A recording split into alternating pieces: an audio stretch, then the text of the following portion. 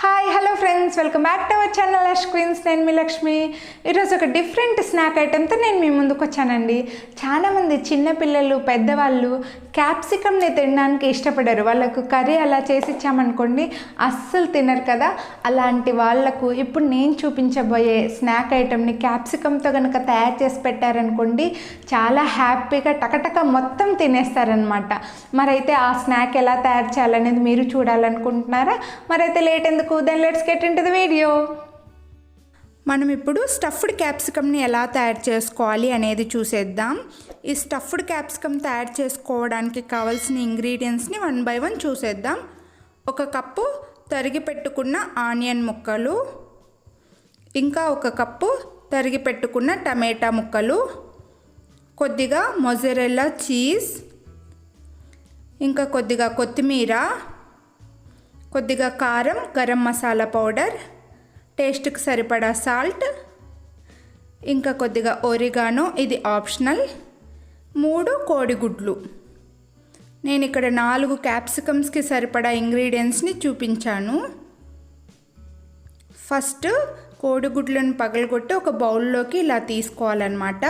ఇప్పుడు ఇదే బౌల్లో మనం ముందు చూపించిన ఇంగ్రీడియంట్స్ని 1 by 1 వేసుకొని బాగా కలుపుకోవాలి. సో ఇలా ఒక బౌల్లోకి 3 ఎగ్స్ని తీసుకొని ఆ తర్వాత ముందుగా ఒరిగానో వేసుకొని తర్వాత ఆనియన్ ముక్కల్ని వేసుకోవాలి. ఆ తర్వాత తరిగి పెట్టుకున్న టమాటా ముక్కల్ని కూడా వేసుకోవాలి.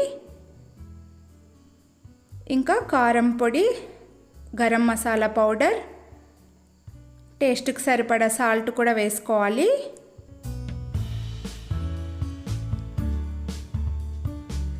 ఆ తర్వాత చీజ్ వేసుకోవాలి. ఈ చీజ్ కూడా మనకు నచ్చినంత వేసుకోవచ్చు. ఎక్కువ కావాలంటే ఎక్కువ వేసుకోవచ్చు, తక్కువ కావాలంటే తక్కువ వేసుకోవచ్చు. ఆ తర్వాత కొత్తిమీరను కూడా కలుపుకుంటే మన క్యాప్సికమ్ చాలా టేస్టీగా ఉంటుందన్నమాట. సో ఇలా కొత్తిమీర కూడా వేసుకోవాలి.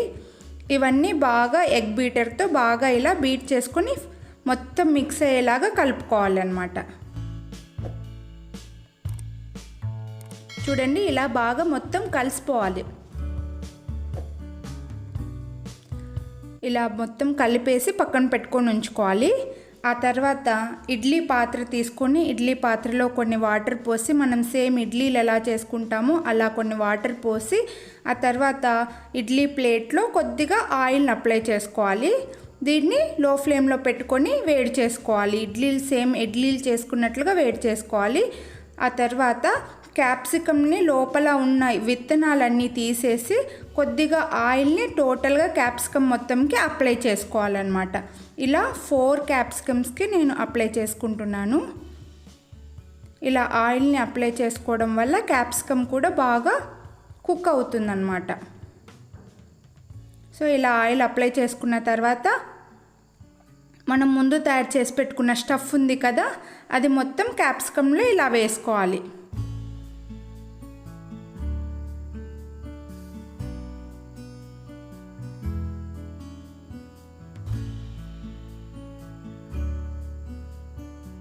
చూడండి, ఈ క్యాప్సికమ్ని తినని వాళ్ళు కూడా ఇలా చేసి ఇచ్చారంటే చాలా హ్యాపీగా తింటారనమాట. ఇలా స్టఫ్ చేసుకున్న తర్వాత వీటిని ఇడ్లీ ప్లేట్లో పెట్టేసుకొని మూత పెట్టేసుకొని లో ఫ్లేమ్లో బాయిల్ చేసుకోవాలన్నమాట. మధ్యలో ఒకసారి ఓపెన్ చేసి ఇది బాయిల్ అయిందా లేదా అని చెప్పేసి ఇలా ఉడికిందా లేదా అని చూడాలి. సో మన క్యాప్సికమ్ తయారైపోయిందండి. మన స్టఫ్డ్ క్యాప్సికమ్ తయారైపోయాయి. దీన్ని ఇప్పుడు తీసి సర్వింగ్ ప్లేట్లో పెట్టేసుకుందాం. చూడండి, చాలా ఈజీగా ఇలాగా స్టఫ్డ్ క్యాప్సికమ్ తయారు చేసుకోవచ్చు. ఇందులో ఎగ్స్ కూడా వేసుకున్నాం కాబట్టి చాలా హెల్దీ.